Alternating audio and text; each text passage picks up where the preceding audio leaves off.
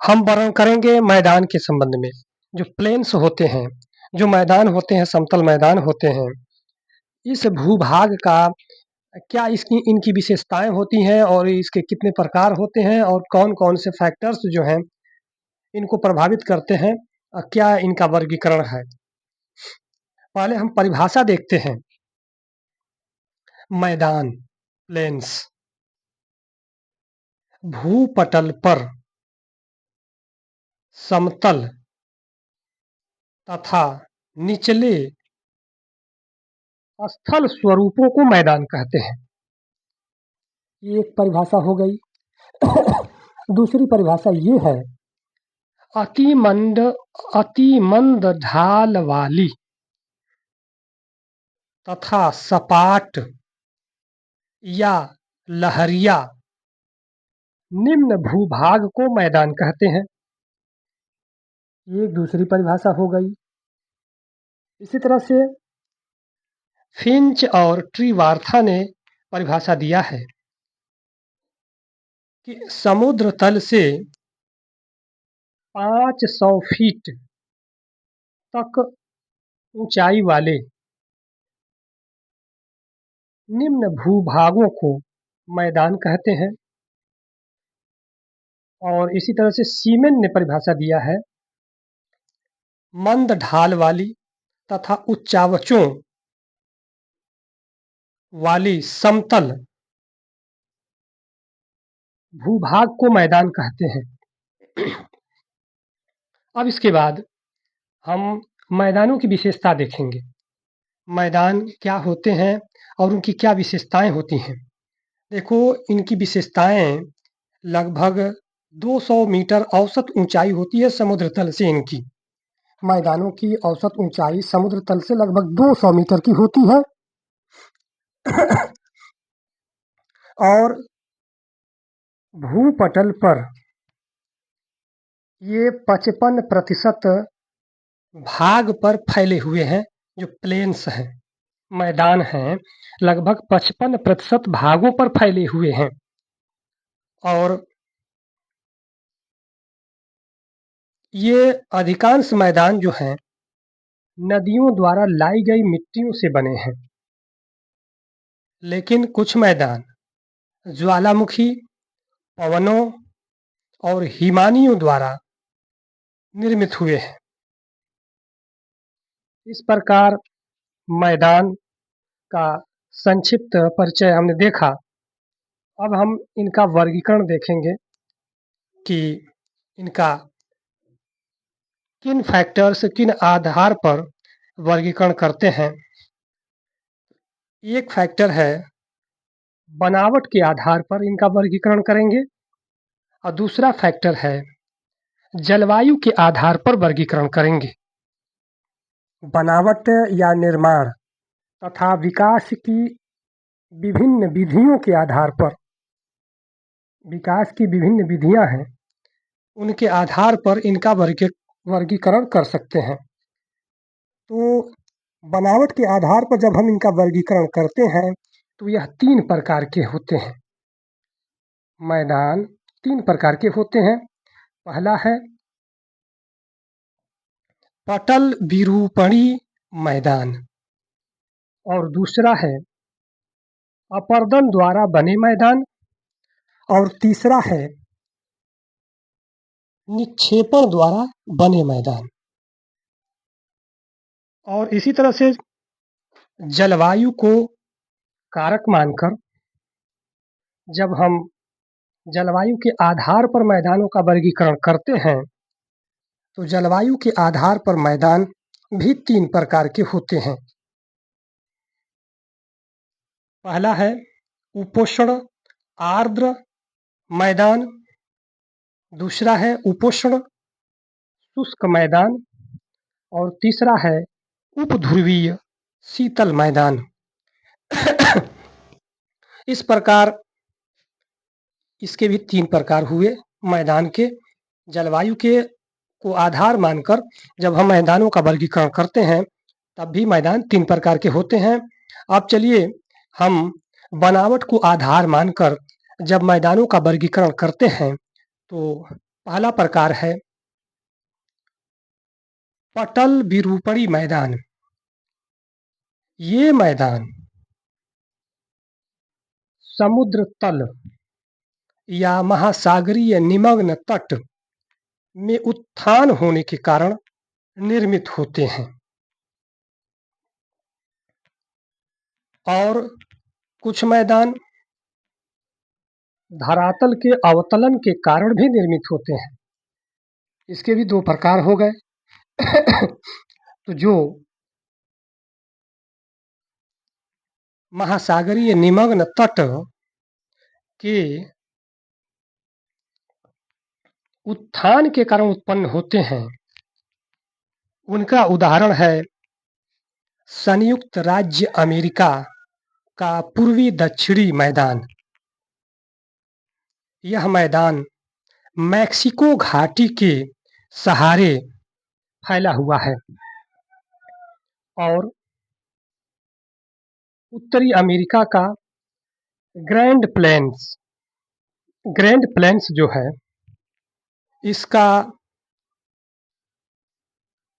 ऊंचाई जो इसकी है वह निकटवर्ती आपलेशियन जो स्थल है उससे ऊंचा है। तो कुछ मैदान ऐसे होते हैं जो समुद्र तल से ऊंचे होते हैं और कुछ मैदान ऐसे होते हैं जो समुद्र तल से भी नीचे होते हैं, जैसे जॉर्डन घाटी है और हालैंड की जो घाटी है पोल्डर घाटी, वह समुद्र तल से भी नीची है। तो पटल विरूपणी मैदानों का ये लक्षण है कि कुछ मैदान समुद्र तल से ऊंचे होते हैं और कुछ मैदान समुद्र तल से नीचे भी होते हैं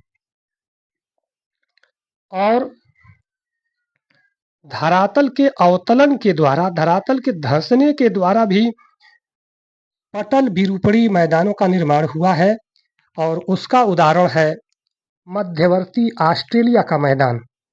मध्यवर्ती ऑस्ट्रेलिया का जो मैदान है वह धरातल के अवतलन के कारण उत्पन्न हुआ है। तो इस प्रकार पटल विरूपणी मैदान का संक्षिप्त परिचय हमने देखा। अब उसके बाद है अपर्दन द्वारा उत्पन्न मैदान। अपर्दन के फलस्वरूप बने मैदानों को हम देखेंगे। अब अपर्दन के परिणाम स्वरूप जो मैदान बनते हैं उनकी क्या विशेषताएं हैं। धरातल पर अपर्दन की प्रक्रियाएं लगातार चलती रहती हैं, जिसके परिणाम स्वरूप पहाड़ एवं पठार नदियों, पवनों और हिमानियों द्वारा घिस कर मैदान में परिणत होते रहते हैं और ये मैदान पूर्णतया समतल नहीं होते हैं। कठोर शैलों के टीले कहीं-कहीं पाए जाते हैं। इस प्रकार के मैदान के उदाहरण उत्तरी कनाडा का मैदान है और पश्चिमी साइबेरिया का मैदान इसका उदाहरण है। जो टीले होते हैं उन्हें मोनैडनाक कहा जाता है। मोनैडनाक, इन टीलों को मोनैडनाक कहा जाता है। समप्राय मैदान या पेनी प्लेन किसे कहते हैं, इसका वर्णन करेंगे हम। पेनी प्लेन देखिए, नदियों के अपर्दन द्वारा निर्मित जो मैदान होते हैं उन्हें हम पेनी प्लेन कहते हैं, यानी प्रमुखता से पेनी प्लेन का ही निर्माण करती हैं नदियां अपर्दन की क्रिया द्वारा। अपने अपर्दन के अंतिम चक्र में नदियां उच्च खंडों जैसे पहाड़ और पठारों को काटकर अपने आधार तल को प्राप्त कर लेती हैं और प्लेन या समप्राय मैदान का निर्माण करती हैं। इस प्रकार के मैदानों में कठोर शैलों के टीले या अवशिष्ट पाए जाते हैं, जिन्हें हम मोनैडनाक कहते हैं। इन टीलों को मोनैडनाक कहते हैं, पहले भी बता चुका हूं। अब देखिए इसके उदाहरण कौन कौन से हैं। भारत में इसके उदाहरण हैं अरावली क्षेत्र, पहला हो गया, और पेरिस बेसिन है और मिसिसिपी बेसिन है। अब हम चर्चा करेंगे निक्षेपण से निर्मित मैदानों के बारे में। निक्षेपण द्वारा बने मैदान, ये तीसरे प्रकार का मैदान है और ये बनावट के आधार पर जो हमने वर्गीकरण किया था, उसमें तीसरे प्रकार का मैदान है। निक्षेपण द्वारा बने हुए मैदान कौन कौन से होते हैं? निक्षेपण द्वारा बने हुए मैदान जब नदियों, हिमानी पवनों द्वारा अवसादों को लाकर इनको झीलों या समुद्र के गर्तों में जमा किया जाता है, तो इस प्रकार से जो मैदान बनते हैं उन्हें निक्षेपण से बने मैदान कहते हैं। इसमें पहले प्रकार का मैदान जो नदियों द्वारा लाई गई मिट्टी से निर्मित होते हैं, वैसे मैदान को जलोढ़ मैदान कहते हैं। और भारत में इसके उदाहरण हैं सिंधु गंगा का मैदान, उत्तरी चीन का वांगहो का मैदान और इटली में पो नदी द्वारा निर्मित लोम्बार्डी का मैदान और गंगा ब्रह्मपुत्र का डेल्टाई मैदान बांग्लादेश में। ये हो गए जलोढ़ मैदान के उदाहरण। विश्व में जलोढ़ मैदान की ये उदाहरण हैं। उसके बाद यदि नदियों द्वारा लाए गए अवसादों का निक्षेपण झीलों में होता है, तो इस प्रकार से बने मैदान को हम सरोवरी मैदान या झील मैदान कहते हैं। और इनके उदाहरण भारत में मणिपुर की घाटी और कश्मीर घाटी का मैदान जो है ये हैं। ये सरोवरी या झील मैदान के उदाहरण हैं। इसके पश्चात और प्रकार है, जैसे हिमानी द्वारा लाए गए अवसादों या पदार्थों से जिस मैदान का निर्माण होता है उसे हिमोढ़ मैदान कहते हैं, उसे हिमोढ़ कहते हैं। और इसका उदाहरण विश्व में कनाडा का मैदान है और उत्तरी पश्चिमी यूरोप का मैदान है। तो यह हो गए हिमोढ़ के उदाहरण, हिमोढ़ मैदान के उदाहरण। यदि पवनों द्वारा लाए गए धूल कणों का निक्षेपण होकर किसी मैदान का निर्माण होता है, तो उसे हम लोयस का मैदान कहते हैं, लोयस मैदान कहते हैं। और इसका उदाहरण उत्तरी पश्चिमी चीन का मैदान है।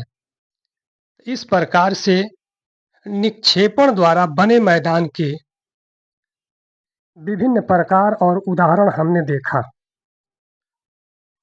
अब हमारा ये टॉपिक समाप्त होता है। मित्रों, कृपया इस वीडियो को लाइक कीजिए और इस चैनल को सब्सक्राइब कीजिए, कमेंट कीजिए तथा हमारा हौसला अफजाई कीजिए।